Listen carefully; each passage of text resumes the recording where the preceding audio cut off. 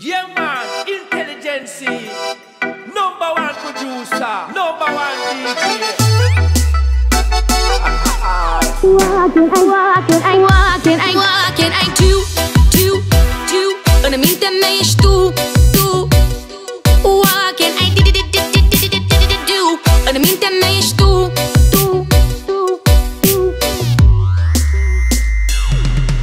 A fost ca o poveste ascunsă de ferestre, știută doar de inima mea, citită într-o carte cu zâmbete trucate, parfumul e pe pagina ta. Spuneai că nu sunt glume, nu-s glume, sunt glume, că mă iubești pe bune, fără mine nu stai. Să știi că nu mai ține, nu ține să vii când vrei la mine, câte speranțe îmi dădeai, What can I do?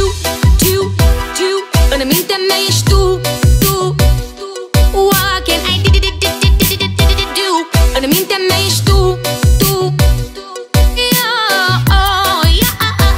Nu te pot uita. Ești în viața mea.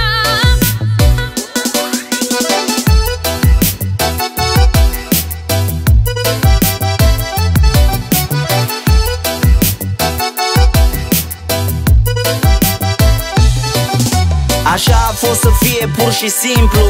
E agonie, se știe, durerea trece ca timpul. Eu n-am zile la fel și te plac pe cuvânt. Când erai lângă mine nu mai pășeai pe pământ. Dar putem trece peste tot. Mie încă mi-e clar că tu acum mă lași doar să mă prinzi iar. E de necrezut, ca o știre scrisă în ziar. Pentru noi încă mai vărs cerneală din pahar. Ultima dată, atât măcar. Sunt mai multe bune dacă stai să le pui pe cântar. Lacrimile tale ca apa de râu intră ca secera în spicele de grâu. Spuneai că nu sunt glume, nu-s glume, sunt glume, că mă iubești pe bune, fără mine nu stai. Să știi că nu mai ține, nu ține să vii când vrei la mine, câte speranțe îmi dădeai, What can I do? În mintea mea ești tu. What can I do? În mintea mea ești tu.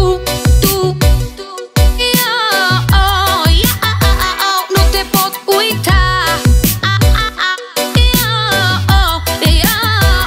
Ești în viața mea. Da, tu cu o privire mi-ai luat sufletul.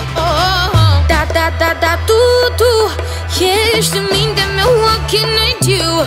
Îmi spune că mă iubești, Oana, te plac așa cum ești, că fără mine nu poți să trăiești. Erai tu în viața mea.